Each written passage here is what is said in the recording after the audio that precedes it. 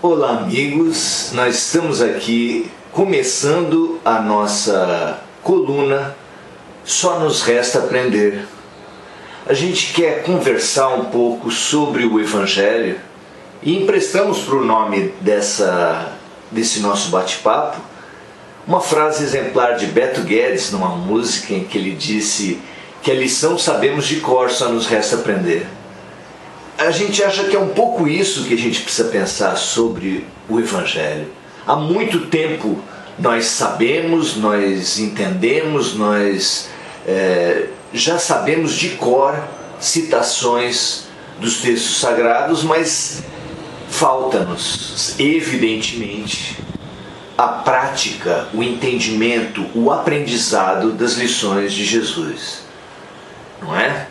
É fácil perceber isso. Hoje nós vamos pensar sobre um momento mágico, um momento muito importante do início dos trabalhos do Mestre na Terra, em que ele encontrava com os seus discípulos, nada por acaso, mas andando pelas praias do Mar da Galileia, ele encontrava irmãos, pessoas e chamava para segui-lo. Nessa passagem, os evangelhos contam assim, lá em Mateus 4, 21 e 22. E adiantando-se dali, Jesus viu outros dois irmãos, já tinha visto Pedro e André, e agora tratava-se de Tiago, filho de Zebedeu, e João, seu irmão, num barco com seu pai, Zebedeu, consertando as redes, e chamou-os. Eles, deixando imediatamente o barco e seu pai, seguiram-no. Que passagem preciosa, saborosa, como tantas dos nossos textos sagrados. Aqui, Jesus nos fala sobre confiança, que é um tema, sem dúvida, muito importante para as nossas vidas. É fácil perceber como a gente sofre por confiar demais e sofre por desconfiar demais.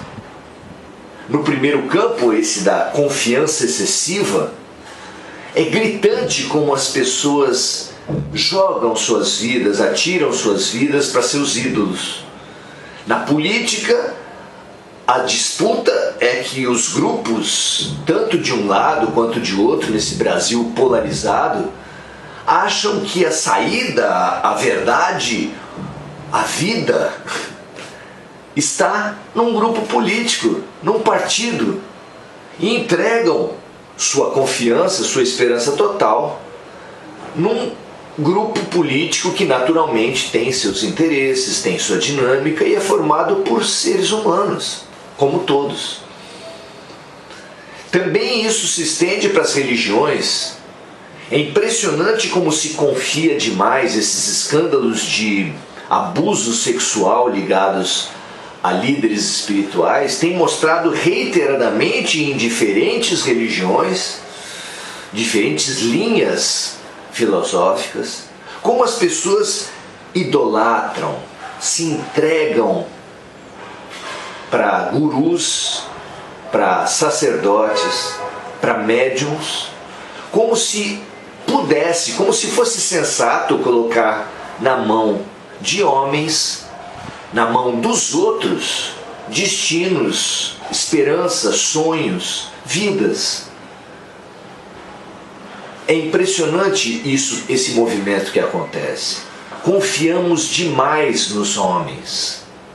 Mas até em função de todas essas notícias, nós muitas vezes caímos no outro oposto, que é desconfiar demais. Essa é uma outra doença terrível da nossa humanidade, que espelha muito o nosso momento.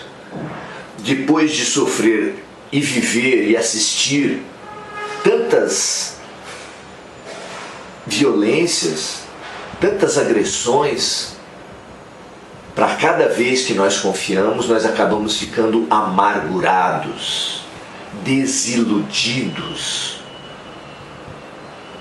descrentes de qualquer bondade humana, de qualquer justiça, de qualquer alegria. E é claro que tanto confiar demais quanto desconfiar só podem ser doenças espirituais terríveis. Jesus nos ensinou a dar a César o que é de César e a Deus o que é de Deus. Qual seria esse equilíbrio, afinal? Seria juntar um pouquinho da doença, que é confiar demais, com a outra doença, que é desconfiar demais?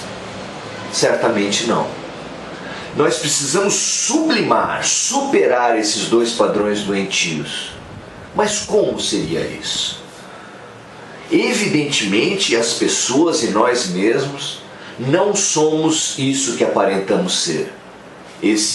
Essa dimensão cheia de identidades que a gente cria como couraças, como se isso nos pudesse defender. Então, nós nos iludimos pensando que somos homens, mulheres, brancos, negros, brasileiros, espíritas e assim por diante. Mas o espiritismo, a dimensão espiritual, deixa claro que isso é apenas uma condição momentânea. Nós não somos nada disso, nós apenas estamos para essa vida, como uma roupa que a gente usa adequada para o inverno nos tempos, adequada para o verão nos outros, mas que não se confunde com a nossa natureza. E nós não deveríamos também nos confundir com essas condições transitórias que a gente arrasta. Então, é muito interessante a gente pensar que é nessa condição transitória que a gente se apega tanto que a gente não tem como confiar, que não é sensato, que não é maduro que nós confiemos a maridos, a esposas, a sacerdotes, a filhos, a colegas, a amigos, a políticos, líderes de qualquer tipo, aquela dimensão que é só de Deus. Só em Deus nós devemos confiar plenamente. Alguém pode pensar, mas isso não justificaria essa desconfiança geral, essa amargura generalizada que a gente falou antes? Não, porque nós trazemos, diversas disciplinas já anunciaram isso. No budismo, fala-se de duas naturezas humanas, o eu menor, que é esse aparente, que é esse da conveniência, do medo, da mágoa, da culpa, e o eu maior, que nós trazemos em pureza dentro de nós. Na psicanálise se fala do ego, seus interesses, suas defesas, seus ataques, suas violências, e o self, de Jung, que nos diz de uma natureza divina dentro de nós. Paulo nos fala o mesmo.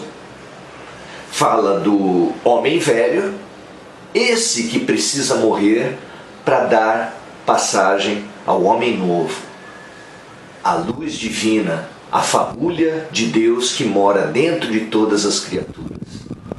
Assim, fica claro, fica até fácil entendermos como resolver o dilema da confiança excessiva e da desconfiança excessiva.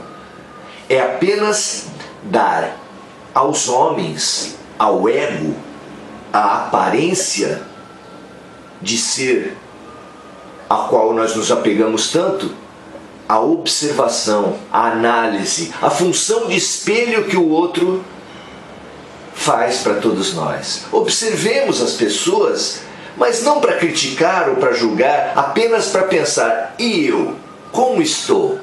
Será que eu também sou corrupto? Será que eu também tenho as minhas distorções no campo sexual? Será que eu também tenho os meus apegos, os meus orgulhos, as minhas vaidades? É para isso que serve o outro, para a gente olhar e refletir.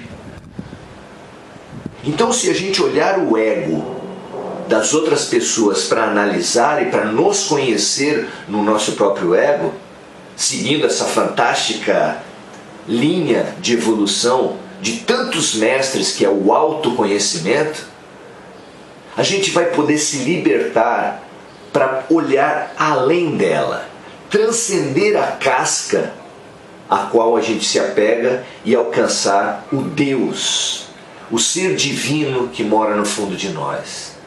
E aí a gente vai aprender a apenas observar e aprender com os iguais, dando ao homem o que é do homem, e a amar a Deus sobre todas as coisas, amar o próximo como a nós mesmos, naquilo que Deus, que o próximo, que nós mesmos, que tudo que existe tem de mais divino.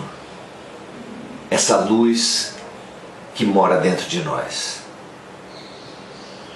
Até já, a gente já volta para outras colunas, para outras reflexões, para ver se a gente avança um pouco nessa troca. Faça os seus comentários, faça a sua pergunta, faça as suas observações, suas críticas, porque ninguém tem a palavra final sobre os textos sagrados. Vamos aprender juntos?